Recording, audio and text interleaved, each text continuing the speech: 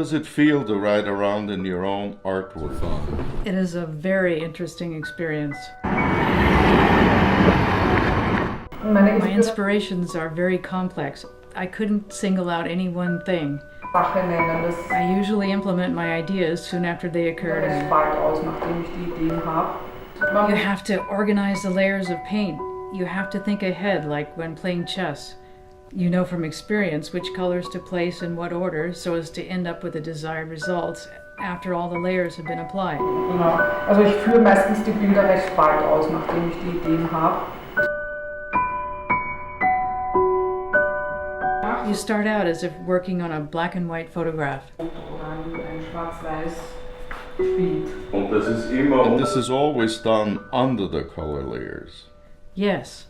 This is the underpainting, the imprimatur layer, always before the top colors are brought on. This gives the top layers the necessary color depth that makes for a successful picture. The paints are translucent, that is to say that the lower layers strengthen the radiance of the top layers.